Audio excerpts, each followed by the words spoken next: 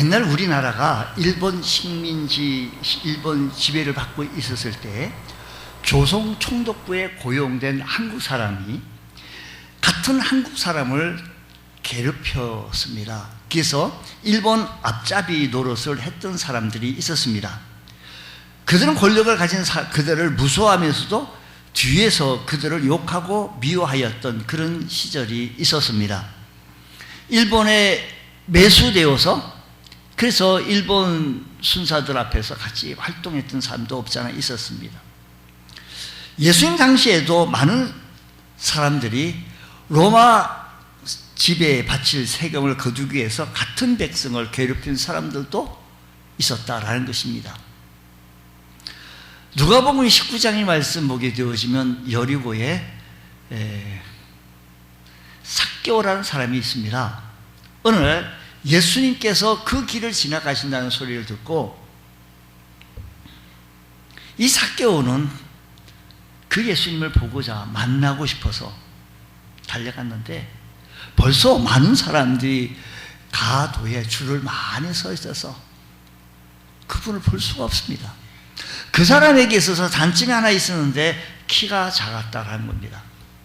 그래서 하는 수가 없어서 그 옆에 보니까 뽕나무가 있었는데 뭐 요즘 우리 지금 개혁 개정성경 우리 개혁 한글판에는 뽕나무지만 개혁 개정판에는 그 나무가 지금 보니까 뽕나무보다 돌감람나무로 해야 올라서 돌감람나무로 표현을 했어요. 근데 그게 중요한 게 아니에요. 그 돌감람 제가 말씀드리려고 하는 여기에서 뽕나무에 올라갔어요. 어떤 돌감람나무 위에 나무 위에 올라갔어요. 왜요? 예수님을 만나려고요. 예수님 만나고요. 근데 왜 만나려는데 많은 사람들은 가도에 서서 벌써 인산인해를 위해서 비지고 들어갈 틈이 없어요. 사람 왜? 거기서 사람들이요. 만약에 한번 생각해 봅시다. 삭개오가 아무리 키가 작고 또 사람들이 많이 운집해 모여 있다 했다 할지라도 그 삭개오가요. 재물이 많고 그 지역에서 존경받고 또 사랑받고 그 덕망 맞는 사람이라고 한다면 삭개오가 왔다고 한다면 서로 같이 보려고 서로 조금 이렇게 해서 같이 이렇게 하지 않았겠어요? 배려하지 않았겠어요? 그런데 아무도 그에게 관심을 가져다 주지 않고 오히려 그냥 더 바리케이트를 쳤는지도 모릅니다. 그러니 그가 지나가시는 예수님을 볼 수 있는 유일한 곳은 저 뽕나무 위에서밖에 볼 수밖에 없었습니다. 뽕나무 위에서 예수님 지나가시는 그 예수님을 가까이 보기 위해서 이렇게 있는데 예수님을 바라보고 있던 삭개오를 주님께서 먼저 발견하시고 삭개오야 내려오라. 속히 내려오라. 오늘 밤 내가 너희 집에 유하여야겠다. 얼마나 이 말에 감격했는지 급히 내려와 절구하며 그를 영접했더라고 했습니다. 많은 사람들에게 늘 소외되고 조롱받던 그가 예수님의 인격적인 요구 앞에 인격적인 대면 앞에 그는 급히 내려와서 절구하며 그를 영접했다라고 성경은 말합니다. 그 당시 세리들이 얼마나 멸시받고 얼마나 소외받았고 인간적인 대접을 받지 못했는가 하면 이 모습을 본 바리새인들이 당신의 선생들은 어떻게 저 죄인의 집에 들어갔다고 저 사람이 죄인의 집에 들어갔다라고 신란한 거 보면 그 당시에 삭개오는 세리장 존경받지 못하고 민족의 반역자로 악명 높은 사람이었던 것을 죄인이었던 것을 알 수 있습니다. 그러니까 그 바리새인들이 당신의 선생이 죄인의 집에 들어갔다라고 얘기하지 않았겠습니까? 어느 사람에게도 받지 못했던 따뜻한 위로와 감동이 삭개오에게 있어서는 아무도 그에게 눈길 하나 주지 아니했는데 예수님께서 그날 삭개오를 만나 주시고 그에게 따뜻한 감동을 주시고 말씀해 주시고 위로해 주시고 은혜를 주셨어요. 우리가 살아가는 데 있어서 오늘 우리들의 삶의 현장 속에 우리들의 모습을 바라보면 누구도 나를 갖다 쳐다보지 아니하고 누구도 나를 갖다가 이렇게 하는 마치 왕따하는 모습 속에서 살아가고 있는 이 현실 속에서 주님의 음성이 아니면 오늘도 주님 앞에 나오지 아니했다면 우리들의 모습이 과연 어떠했는가라는 것을 다시 한번 바라보면서 여기 나타나고 있는 세리였던 삭개오, 또 세리였던 마태입니다. 예수님은 12사도 중 한 사람이기 때문에 우리 그리스도인들은 그 마태라는 사람의 이름을 많이 들어서 또 마태복음 몇 장 몇 절 하면서 마태라는 얘기는 많이 들어서 익히 알고 있습니다. 그리고 성경, 신약 성경 맨 처음에 나오는 책이기도 합니다. 그러나 마태가 어떤 사람인지 어느 활동을 했는지 구체적으로 마태에 대해서 아는 사람은 그리 많지 않습니다. 근데 마태를 깊이 연구하면 이 인물이 우리에게 영적 교훈을 주는 사실들이 있다는 것입니다. 그래서 숨은 보석인 것을 발견하면서 오늘 여기에 마태에 대해서, 왜요? 마태에 대한 기록이, 마태가 했던 행적, 마태가 이루어졌던 이 이야기들이, 직접적인 마태의 이야기가 기록이 없어요. 그러니까 알 수가 없는 거지요.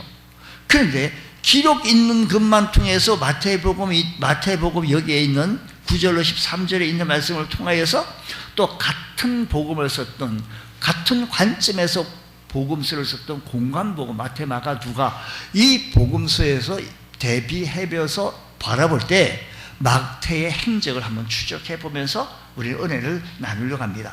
먼저 마태의 원래 이름은 네위였습니다. 예수님께서 이 사람을 부르실 때 그 이름을 네위라고 불렀습니다. 예수님이 12제자의 이름에는 마태라고 기록해 놓고 누가복음과 마찬가지로 이것은 네위가 예수님의 제자가 된 이후 30년 지난 다음에 마태라는 이름이 이렇게 기록이 되어져 있지, 마태가 쓴 마태복음을 보면 네위라는 이름이 나오지는 않지만 예수님께서 자기를 부르실 때도 마태라고 부르셨습니다. 마태의 복음을 쓸 때 이미 사도로 사역한 지 30여 년이 지난 뒤였기 때문입니다.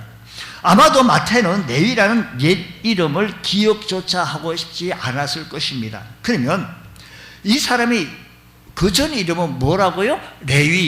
네위라고 한 거 보면 네위 시절 마태는 과연 어떤 사람이었을까? 네위라고 하는 이름을 봐서는 이 사람이 레위 지파였을 것 같다.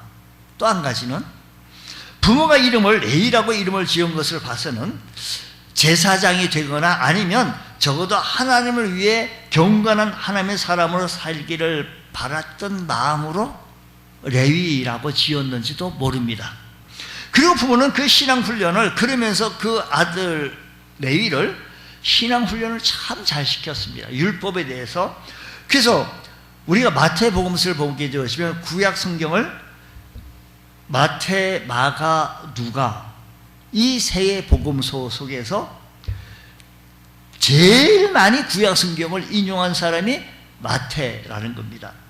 구약과 직접 연관된 내용을 무려 마태복음 속에 100번에서 한 번 뺀 99가지의 사건을 기록해 놓았습니다. 그래서 구약의 모든 기록들을 이렇게 해놓은 모습을 바라보면 이 마태는 구약의 율법의 사실들을 잘 배웠고 능통했다라는 사실을 알게 되어집니다. 그런데 이렇게 신앙적 훈련을 잘 받고 하나님 위해 크게 쓰임 받을 것이라는 큰 기대를 한 몸에 받고 자랐던 그 사람이, 저 사람은 죄인이야, 저 사람 매국노야, 저 사람은 가까이 갈 게 못돼 라고 칭함을 받을 수 있는 사람으로 전락했다는 겁니다. 경찰하고 대화하는 가운데 사람을 형사에서 체포했는데, 조서를 꾸미는데 당신이 폭력 현장에서 현행범으로 조폭을 체포했는데 이름을 적는데 이름이 뭐냐, 이모세. 아마도 그 집 부모는 신앙적인 훈련을 받고 믿음의 가정 속에서 모세처럼 훌륭한 영도자가 되길 바라는 마음으로 아마 모세라고 썼는지도 모릅니다. 제가 저기 앞에 작년 올해인가 작년인가 이건 우리 교회 앞에 저 방수공사 하느라고 외곽 공사할 때 이렇게 일하는 일꾼들 이렇게 섭외해서 부르는데 제가 급여 일당을 줘야 되는데 요즘은 통장으로 현찰 이렇게 주는 게 아니라 통장으로 줍니다. 그래야 또 좋습니다. 통장 이름하고 통장 번호하고 이름을 부르시오, 적으시오. 그러니까 한 사람이 찌부찌부거려요. 잠자하신 분이. 이 신한은행 쫙 번호를 적고 나서 그 다음에 서사무엘. 이거 당신이 서사무엘이네? 사무엘이에요. 신앙적 배경을 가지고 살았는데, 믿음을 가지고 있는데 어느 순간 막살한 겁니다. 그래서 이제는 이렇게 전락되어진 것입니다. 제가 그 일을 한다고 해가지고 나쁘다라는 얘기가 아니라 그 뒤에 과거 행적이 그러하다라는 겁니다. 한 번은 며칠 일을 하는데 한 번은 늦게 와요. 왜 이렇게 늦었냐? 여기 지금 일은 이만큼 되는데 10분이나 늦으면 되겠냐? 경찰서를 다녀오고 뭐 저쩌고 얘기해요. 경찰서에서 뭐 새벽 2시에 뭐 3시에 복잡해요. 기독교 가정에서 자녀들 믿음으로 잘 양육하기를 원하는 마음으로 그렇게 이름을 하고 기대를 가지고 크게 쓰임 받을 것이라는 생각하여서 레위라고 이름을 지었는데 이렇게 전락되어진 믿음대로 살지 못한 사람들이 주변에 많이 있는데 오늘 여러분, 오늘 우리들의 삶에서 우리는 우리의 부모가 또 우리의 믿음의 선배들이 우리들이 믿음 생활 잘 하라고 우리를 이렇게 안내했고 이렇게 인도했는데도 불구하고 우리의 믿음의 행적이 어떠했는지 누가 바라볼 때 아니오시다라고 얘기합니까? 한번 여러분 스스로 한번 물어보십시오. 나는 여러분이 교회에서 부르고 있는 그 직분을 고귀한 직분이라고 생각합니다. 특별한 직분입니다. 내가 보통 사람인데 보통 사람이 내게 특별한 직임을 내게 부여한 겁니다. 그 직임을 특별하게 잘 수행해낼 수 있는 저와 여러분들이 되어지길 원합니다. 이러해야 합니다. 내위 그 큰 기대를 가지고 우리 모두에게 장로, 집사, 권사 이런 직분을 허용한 겁니다. 그게 걸맞끔, 그게 그림에 맞게끔 평신도보다 못한 우리 열매를 맺고 있는다고 한다면 하나님 앞에 다시 한번 살펴봐야 합니다. 지금이야 세무공무원하면 서로 데려가고 자랑스럽게 말할 수 있지만 드러내고 싶은 그런 모습이지만 그 당시 세리라고 하면 나병 환자 같은 인생 산 사람, 가까이 가기 힘든 여러분, 우리는 그리스도인이고 그리스도에서 우리 믿음의 그릇에 걸만큼 우리에게 귀한 직분을 허락해 주셨습니다. 우리에게 귀한 직분을 허락해 주신 것에서 최선을 다해요. 내가 지식이 부족하고 능력이 부족하고 힘이 부족해서 그걸 못한다고 한다면 어떡하겠어요? 근데 최선을 다하는 게 아니에요. 힘을 다하는 게 아니에요. 마음을 다하는 게 아니에요. 믿음 생활에서, 신앙 생활에서 내 힘을 다하는 모습이야. 최선을 다하는 모습이 아니에요. 우리가 알지 않습니까? 여기 세리라고 하는 사람은 백성들을 괴롭히고 자신만을 위하는 그런 모습으로 전락해버립니다. 백성의 세금을 거두어 일부를 착복하기 위해서 도적으로 생각하고 죄인으로 취급하고 오늘 우리들의 모습을 다시 한번 바라보면서 또 로마의 세금을 더 많이 거둬들이면서 동족을 괴롭힐 수밖에 없었습니다. 그래서 레이라는 이름은 마태가 기억하고 싶지는 않았을 겁니다.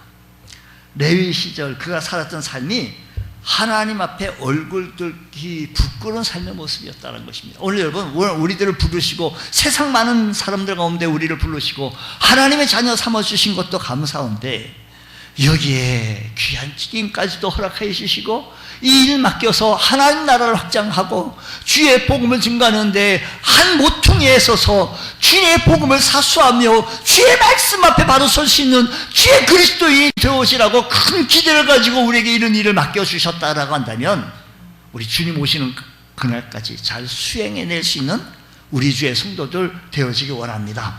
주님께서 말씀하십니다. 나를 그곳을 떠나 지나가시 마태와 하는 사람이 세관에 앉아 있는 것을 보시고 이르시되 나를 따르라 하시니 일어나 따르니라고 했습니다. 그러니까 세관에 앉아 있는 것을 예수님께서 보셨다라는 것을 보면서 오늘 우리들의 신앙생활하는 모습들을, 우리가 앉아 있는 모습들을 우리 주님께서 보신다라는 것입니다.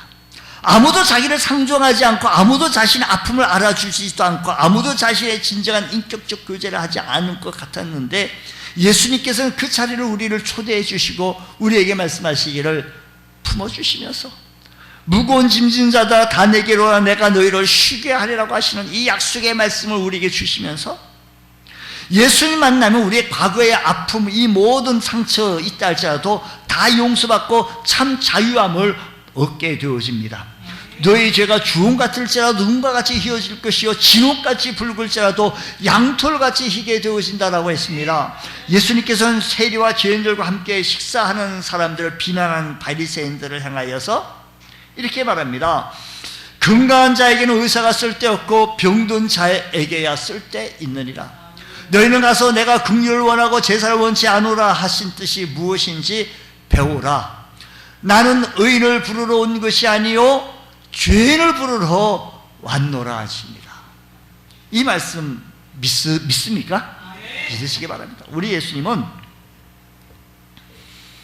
내가 레위로 살지 못하고 하나님의 사람으로, 맡기진 사람으로 살지 못한 나의 모습을 바라보시고 찾아와 주시면서 병든 자를 치료해 주시기 원하시는 주님, 주님 나에게 힘과 용기를 다시 허락하여 주셔서 다시 한번 일어설 수 있는 하나님의 사람 되어지게 하여 주시고 주를 위하여 전쟁에 나갈 수 있는 하나님의 거룩한 백성 되게 하여 주셔서 장차 우리 주님 앞에 섰을 때 부끄러움 없는 우리 주의 성도 되게 하여 주옵소서.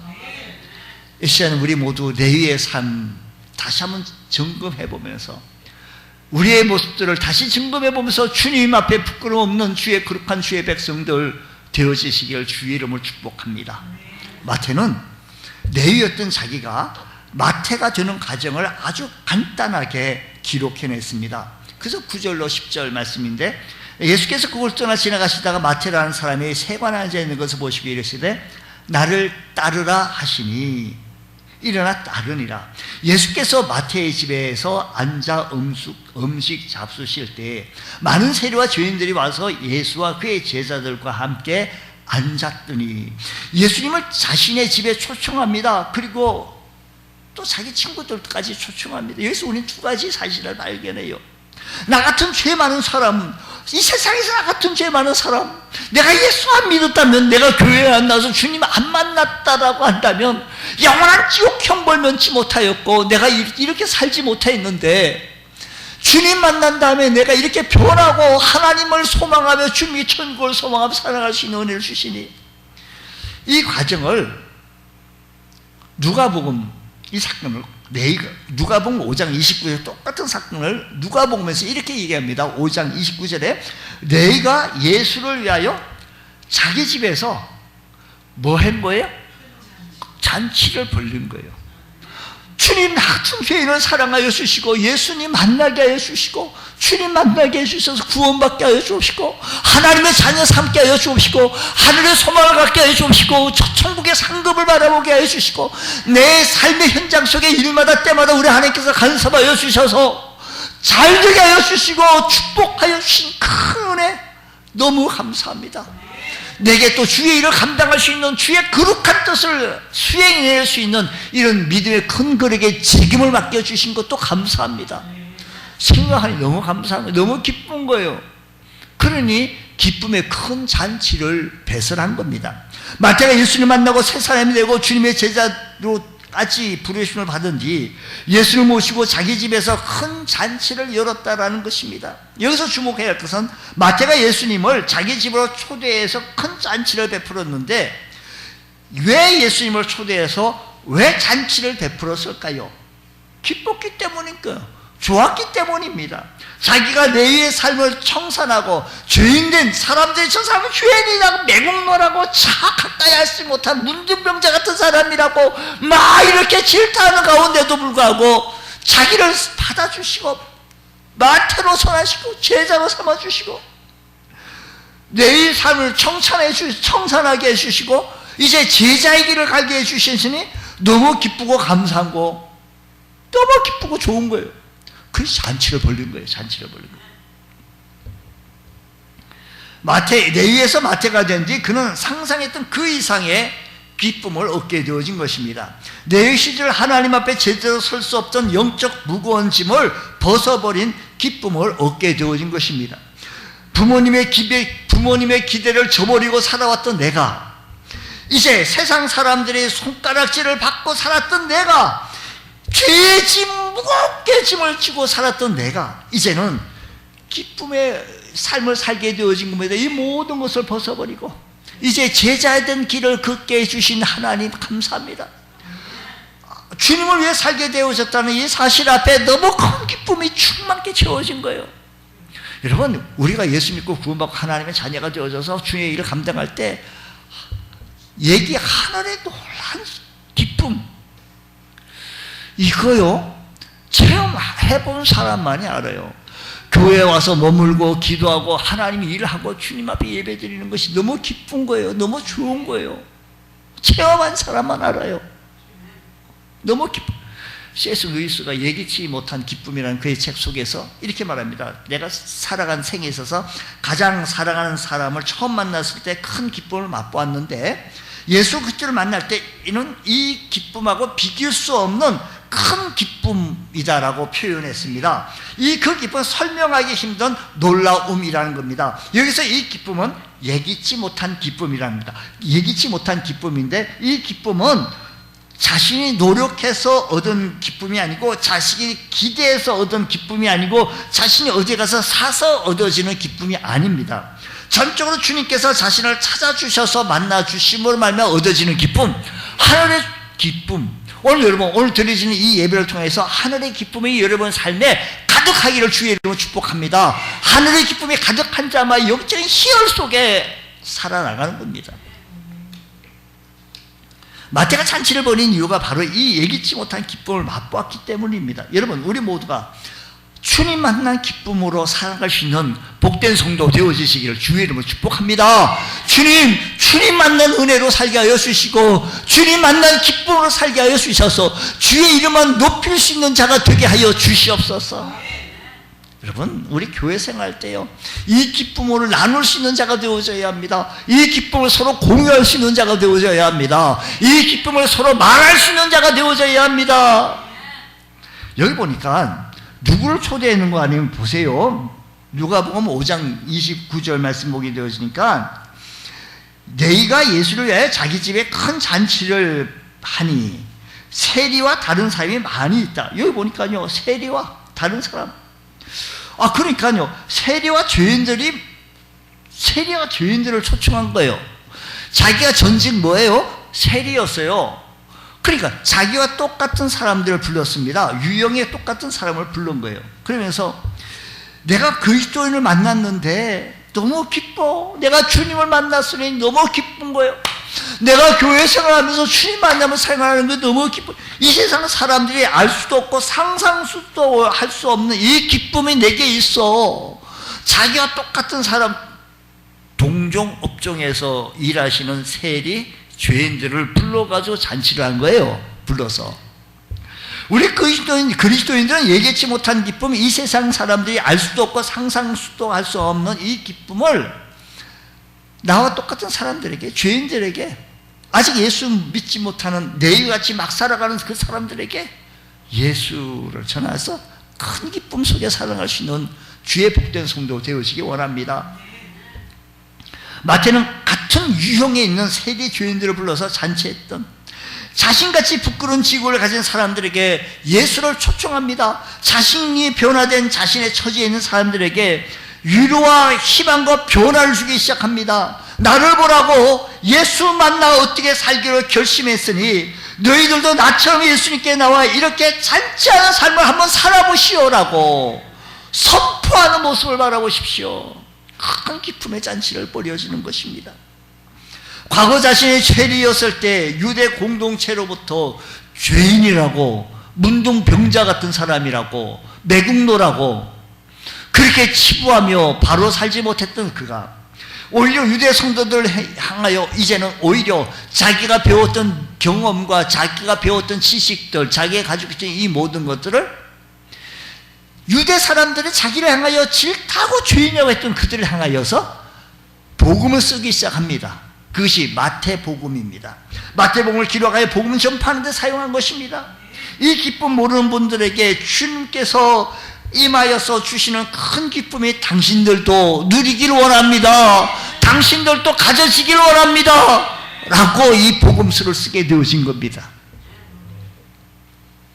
그러므로 너희는 가서 모든 족속을 세상을 삼아라고 하나님의 말씀을 전하기 시작하게 되었습니다.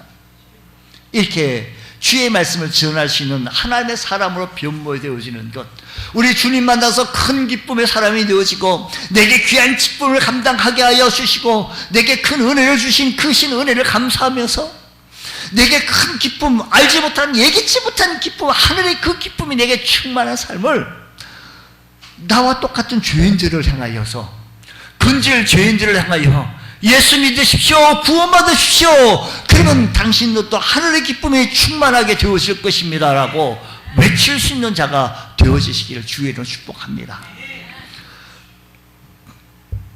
12제자 이름을 기록한 부분을 보면 마태나 누가복음에는 그냥 마태라고만 쓰여져 있습니다. 근데 마태가 기록한 마태복음에는 세리 마태, 꼭 굳이 옛날 그 좀 불명예스러웠던 좀 좋지 못한 평판, 그걸 꼭 앞에 붙여야 되겠냐. 다른 사람들의 이름은 그냥 다른 사람 마가복음이나 누가복음에는 그냥 마태라고만 기록했는데 굳이 자기 이름에 세리라고 말을 덧붙여 놓은 것은 부끄러운 내용이어서 누가 써놓았더라도 지우고 싶었을 텐데 굳이 덧붙여 놓은 건 이유가 뭘까? 여기서 우리가 확인해 볼 수 있는 것은 마태는 내 의해서 마태가 된 자신을 낮추고 다른 사람을 높이는 태도를 보여주고 있습니다. 여러분, 오늘 우리 여기서 귀한 교훈을 발견하게 됩니다. 다른 사람을 높이는, 우리 믿음 생활할 때 내가 믿음 생활 열심히 하고 또 선배가 되어지고 그러면 우리 믿음의 후배들에게 본을 보이고 또 내가 낮아지면서 다른 사람을 높이는 우리 신앙생활 할 때 우리 믿음의 공동체가 아름다운 하모니를 이루게 되어지는 줄 믿으시기 바랍니다. 또 하나 중요한 것은 마태는 나서려고 하지 않았습니다. 당시 세리는 전문직입니다. 그러니까 개수에 수에 능통한 빠른 사람입니다. 우리 친구들이랑 이렇게 모였을 때 뭐 우리가 75,600원 나왔어, 밥값이. 우리 한번 4명이 먹었으니까 둘이 뭐 n분 해. 그랬는데 뭐 그 몇 명 나누지 한참 계산해요. 계산이 잘 안 돼서. 근데 그 중에 한 사람은 계산이 빠른 사람은 그거 얼마 해가지고 금방 탁 튀어나오더라고. 어떻게 이렇게 계산기냐고 했더니 자기는 그게 좀 빠르다고. 진짜 그런 사람이 있더라고요. 그때 마태가 그런 사람이에요. 그 당시 공무원은 전문직 교육을 받아야 했고 노마를 위하여 일을 해야 했기 때문에 또 통행세를 받아야 했기 때문에 언어도 능통한 사람입니다. 그러니까 12 사도들과 비교해 보면 이 마태라는 사람은 학벌이나 지적 수준이나 능력 면에서 좀 남달랐어요. 그러나 마태는 계속해서 복음을 일을 쓸 때 보면 마태가 쓴 행적, 마태가 이렇게 행한 이런 사건들이 없어요. 지금 큰 잔치를 베풀었던 거하고 예수님께서 세관에 앉아 있었을 때 예수님께서 그를 불렀다는 사건하고 그래 큰 잔치를 불렀는데 세리와 죄인들을 불러서 같이 했다는 그 외에는 마태가 직접 이렇게 액션을 취해서 한 거 없어요. 그러고 보면 마태는 언제 어디서든지 겸손한 모습, 그가 행하실 수 있는 능력이 없어서가 아니라 그는 전문가였지만 수가 계산도 빠르지만 재정을 누가 담당했는 거 아니? 가룟 유다가 담당했어요. 그런 상황을 보면 다른 사람들이 일할 때 가룟 유다보다 아마도 마태가 더 잘하지 않았겠나? 근데 주님께서 청하신 대로 남들이 앞서서 결정한 대로 조력도 잘했고 협력도 잘했습니다. 그리고 주님의 명을 받아 순교할 때까지 맞지? 정말 순교했어요. 할 때까지 충성스럽게 사역을 잘 감당했던 사람이 세리, 레위, 마태였습니다. 그러나 자신이 했던 사역에서 자신의 사역에 대한 기록이 남기지 않았습니다. 그래서 그가 어디서 무엇을 했고 그의 열매가 어떤 열매가 기록되어졌는지 결과물이 무엇이었는지를 기록이 없었습니다.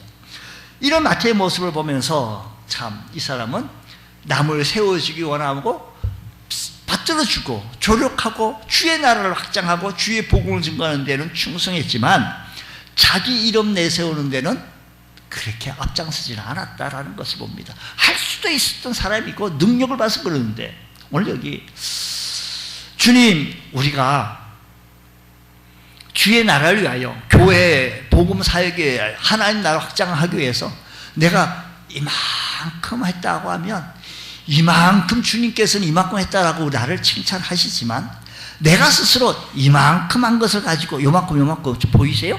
요만큼 가지고 내가 스스로 이만큼 했다고 자랑할 건 없다라는 겁니다. 주님 앞에 우리가 겸손하게 하여 주시고 존귀의 영광 주님 홀로 받으시오며 십자가는 제가 지고 가겠습니다. 우리 찬송 가운데 부름받아 나선 이 몸 어디든지 가오리다. 그래서 3절 말씀에 이렇게 얘기해요. 존귀 영광 모든 권세 주님 홀로 받으소서 멸시천대 십자가는 제가 지고 가오리다. 이 마태가 그런 모습이에요. 그런 모습 마태분은요. 존귀 영광 주님 받으시고 십자가 멸시천대는 제가 받겠다라고 했던 그 마태를 향하여 얼마나 질타합니까? 죄인이라고 이 문둥병자 같은 사람이라고 이 매국노 같은 사람이라고 그런 질타를 받았으면서도 그런 존귀 영광 홀로 영광 주님 받으시라고. 오늘 우리들 믿음의 자세가 그래야 해야 합니다. 교회를 위하여 축되어진 곳에 내가 막아 쓰고 모든 영광은 홀로 하나님 영광 받으시라고. 우리 이런 자세가 되었을 때 하나님께서는 영광 받으시고 하나님께서 우리에게 축복해 주시고 우리는 하나님께 영광 올리고 우리 하나님 우리를 축복해 주시고 이게 순환이에요. 순환. 하나님 영광 받으시옵소서. 하나님 우리를 축복해 주시고